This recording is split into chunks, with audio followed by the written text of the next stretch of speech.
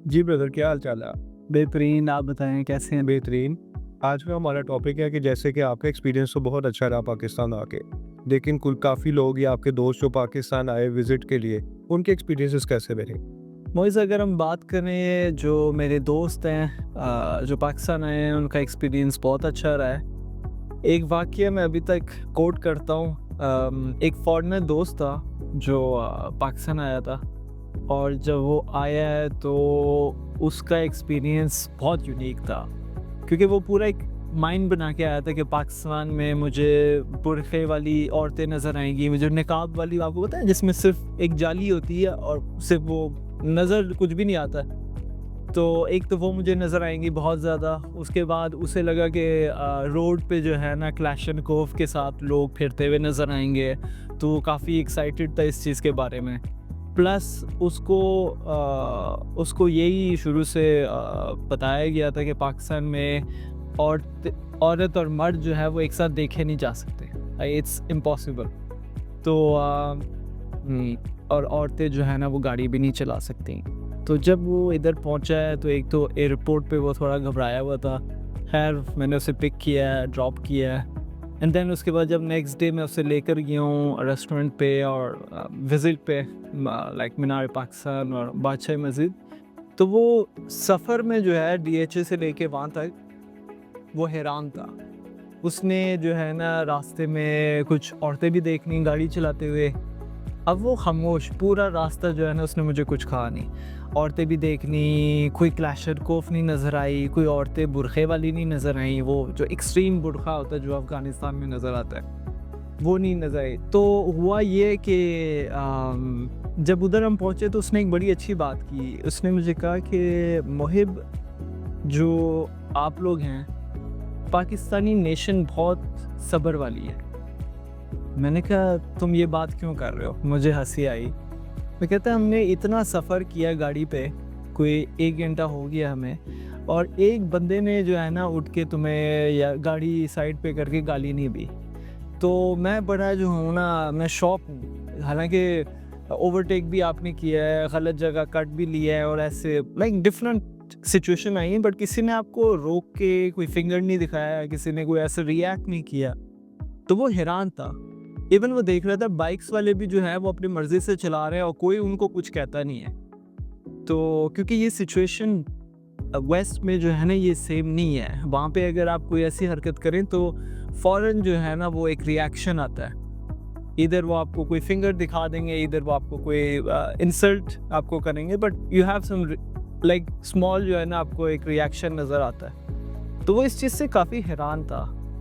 तो उसके बाद जो है ना हम चले गए उधर घूमने फिरने एंड देन उसके बाद जब हम वापस आए शाम को तो मुझे कहता है जितनी बातें मुझे बताई थी वो सारी गलत है और पाकिस्तान वो मुल्क नहीं है जो हमें बताया जाता है। और ये वाकई बात सही है। सो ये मैं एक फॉरेनर की बात कर रहा हूँ जिसको कोई पता नहीं है। आपको याद होगा एक हमारी मुलाकात हुई थी, एक थी यंग फ्रेंच लूसी के नाम से। तो उसका भी एक्सपीरियंस कितना ज़बरदस्त था, वो भी हैरान थी। अब उसने बड़ी अच्छी बात कोट की थी, उसे जो पाकिस्तान में सबसे अच्छा लगता था कि पाकिस्तान में औरतों की इज़्ज़त बहुत की जाती है। हालाँकि पाकिस्तान में ये तस्वुर दिया जाता है कि यहाँ पे हम औरतों पे ज़ुल्म करते हैं। बट वो जब उसने खुद अपनी आँखों से विटनेस किया है, तो उसने कहा कि यहाँ पे तो बहुत ज़्यादा इज़्ज़त करते हैं। इधर जब आप किसी रेस्टोरेंट पे जाते हो और अगर आप अकेले हैं, तो वो आपको फैमिली वाले सेक्शन में नहीं जाने देंगे। ना आपको कहेंगे आप साइड पे बैठ जाएँ या जो भी है। तो यहाँ पे फैमिली वाला जो कॉन्सेप्ट है ये बहुत पावरफुल है और इसकी वजह से माशरे में एक पॉजिटिविटी है।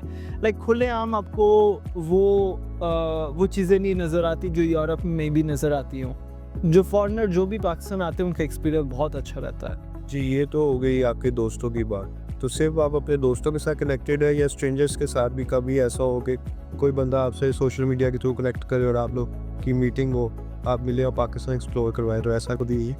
मोइज़ अब क्योंकि मैं कंटेंट क्रिएशन करता हूँ, वीडियोस बनाता हूँ, तो अक्सर होता है कि मुझे मैसेजेस आ जाते हैं, लोग मुझसे मिलना चाहते हैं, लोग जानना चाहते हैं मेरे एक्सपीरियंस के बारे में। अक्सर होता है कि स्ट्रेंजर्स से मुझे मिलना पड़ता है, मुलाकात होती है। एक मुझे अभी तक एक वाक़या जो मैं भूल नहीं सकता है, पिछले साल हुआ है। सो उस लड़के ने मुझसे रब्ता किया है कोई जनवरी में, और उसने मुझसे इंस्टाग्राम पे पूछा था कि क्या आप मदद कर सकते हैं मेरे वीज़ा के डिलीवरी पे। तो मैंने कहा था कि मैं कोई वीज़ा एजेंट नहीं हूँ, तो आप खुद जो है ना एम्बेसी जाके आप अपनी जो पेपर वर्क है उसको पूरा कर लें, एंड अगर सब ठीक है तो should not be any issue. तो खैर मुझे लगा कि उसे पता नहीं उसने छोड़ दिया। तो आई थिंक मई में या जून में उसने मुझे फिर मैसेज किया कि मेरा वीज़ा लग गया और मैं आना चाहता हूँ। अब मुझे आदत है कि या कोई फ्रेंच या कोई पाकिस्तानी जो वहाँ पे रहता है, जैसे मैं फ्रेंच पाकिस्तानी में, तो वो लोग मुझसे मिलने आते हैं। मैंने कभी ये नहीं सोचा था कि कोई अफ्रीकन मुझसे मिलने आएगा। एक बड़ी अजीब सी मेरे लिए वो एक बड़ी सरप्राइजिंग थी। मैं बहुत बड़ा खुश हुआ उस चीज़ को देख के। तो जब उसका नाम बिलाल था और मुस्लिम था, तो वो जब मिलने आया है मुझसे, तो मैं उस टाइम पे एक ऑफिस में था, तो मैंने उससे कहा कि नीचे रेस्टोरेंट है तो आप वहाँ पे आ जाएं। तो मैं आ जाता हूँ। तो रिसेप्शन पे उसने बता दिया था, तो रिसेप्शन वालों ने मुझे कॉल की कि मोहित साहब एक वो जो है ना एक शख्स आए हैं, बट मुझे समझ नहीं आ रही वो हम जैसा है। तो मैंने कहा क्या मतलब आप जैसा है? वो अक्सर जो है ना फ्रेंच गोरे जो है ना वो आते थे मिलने। अब यहाँ पे जो है ना वो एक डिफरेंट कलर का एक अफ्रीकन जो है ना वो लड़का आया था। तो वो कहता है वो मुझ जैसा है। मैंने कहा क्या मतलब मुझ जैसा है? तो वो कहता है वो भी जो है ना वो डार्किश है, रंग जो है ना उसका ब्लैक है। तो मैंने कहा अच्छा। मैं सरप्राइज़ हुआ। मैंने कहा चलो मैं आ रहा हूँ। तो जब मैं गया हूँ तो मैं बहुत सरप्राइज़ हुआ। पहली दफ़ा हुआ था कि एक अफ्रीकन कंट्री ओरिजिन जो है, हालांकि वो फ्रेंच ही था, बट वो मिलने आया था और वो जानना चाहता था। अब वो एक कपल है, वो अपनी बीवी के साथ सिर्फ मुस्लिम कंट्री में सफ़र करते हैं। और वो बहुत देर से पाकिस्तान की कोशिश कर रहे थे, बट वो हो नहीं रहा था। देन जब उनका वीज़ा लग गया, देन उन्होंने जो है ना पूरी कोशिश करके वो लोग इधर आ गए। तो जो लोग इधर विज़िट करते हैं पाकिस्तान को, तो क्या इतने एक्सपीरियंस से उनका इस तरफ माइंड बनता है कि वो पाकिस्तान में सेटल डाउन हो या दोबारा इसको विज़िट करें? मोइज़ जो एक दफ़ा आ जाता है वो वापस आने की कोशिश करता है। ये मैंने अक्सर देखा है। मेरे पास बहुत से एग्जांपल्स भी हैं।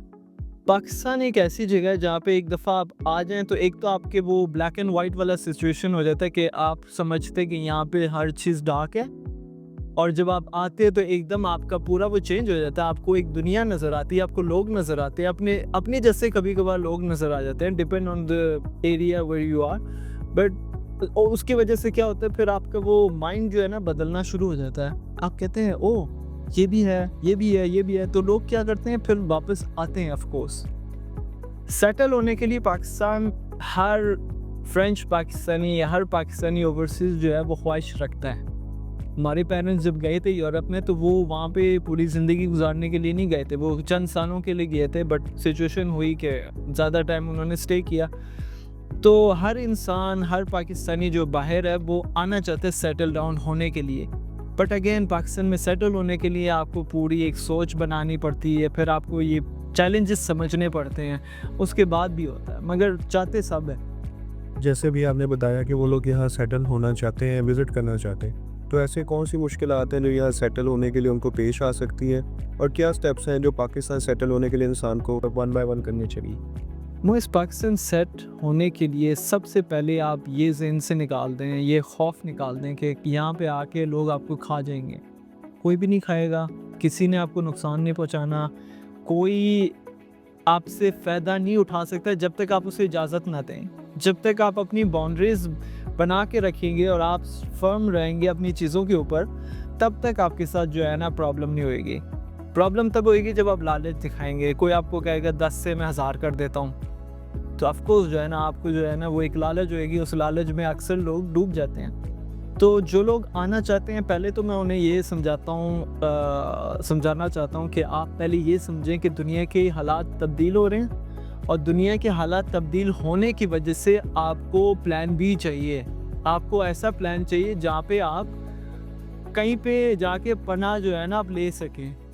दुनिया बहुत तेज़ी से तब्दील हो रही है और हर मुल्क फ्रेजाइल मुल्क है। चाहे उनकी इकॉनमी कितनी स्ट्रांग है, अगर उनके पास मिलिट्री पावर नहीं है, अगर उनके पास सेल्फ डिफेंस की ताकत नहीं है, तो उस मुल्क का कोई फ़ायदा नहीं। वो एक क्राइसिस में डूब सकता है।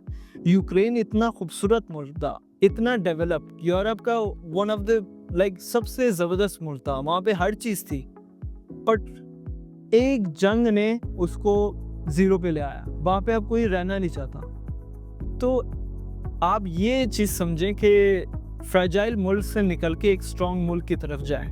मैं तो रिकमेंड करूँगा पाकिस्तान है, बिकॉज पाकिस्तान जैसा मुल्क अभी दुनिया में कोई नहीं है। एटलीस्ट मुस्लिम कंट्रीज़ में कोई भी नहीं है।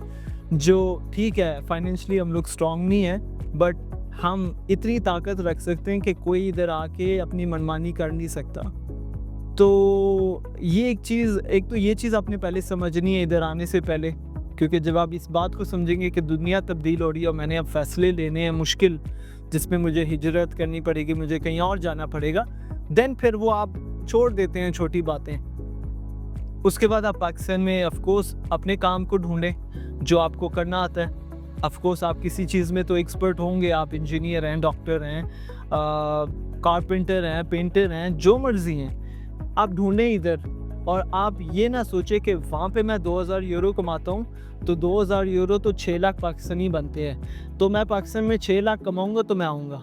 ऐसे नहीं होता, क्योंकि यहाँ पे वो खर्चे नहीं हैं जो पेरिस के खर्चे हैं। सो आप इस तरह करें, आप एटलीस्ट मार्केट को एक्सप्लोर करें, एक तो आना जाना रखें, अपने बच्चों को जो है ना वो लेकर आए पाकिस्तान, यंग उम्र से लेकर आए। सो जब आप उनको नेगेटिविटी से भरते रहते हैं तो उनके अंदर वो चीज़ जो है ना फिर पूरी उम्र चलती है। तो पेरेंट्स को यही एडवाइस है कि आप लोग पाकिस्तान अगर शिफ्ट होना चाहते हैं तो आप इन चीज़ों से दूर रहें। Stay positive, talk good about Pakistan, take it like your home.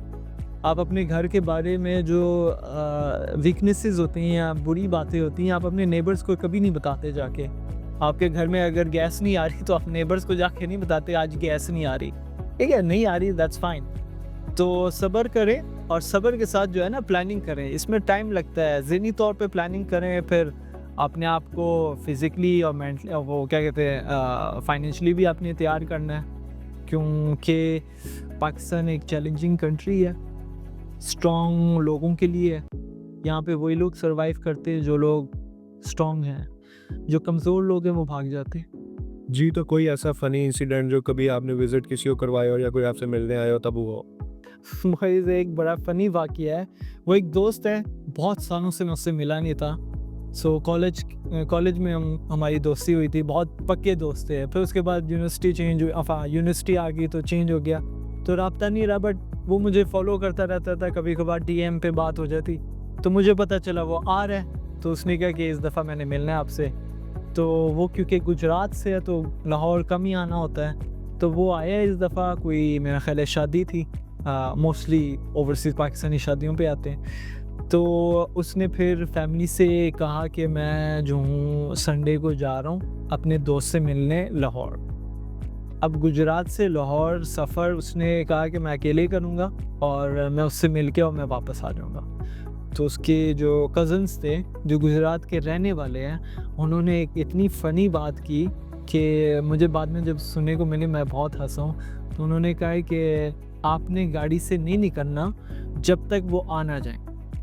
तो उन्हें ये लग रहा था कि वो लाहौर पता नहीं कौन से ज़माने में है और पाकिस्तान की सिचुएशन में है कि आपने गाड़ी से निकलना नहीं जब तक वो आ ना जाए। सो ये कहने के मकसद है कि पाकिस्तान के अंदर ही पाकिस्तानी लोग जो हैं वो पाकिस्तान को जानते नहीं हैं।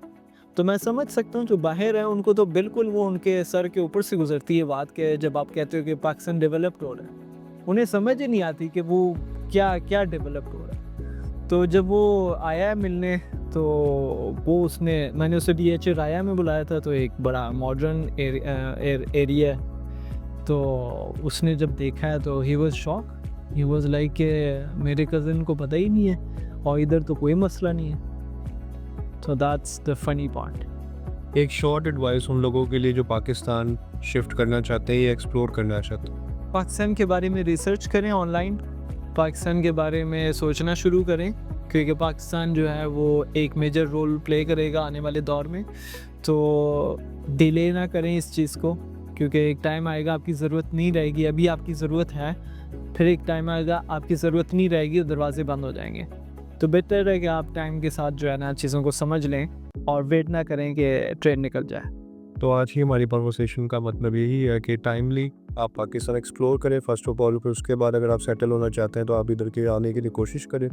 तो आई थिंक काफ़ी लोगों का इससे विजन क्लियर हुआ होगा। या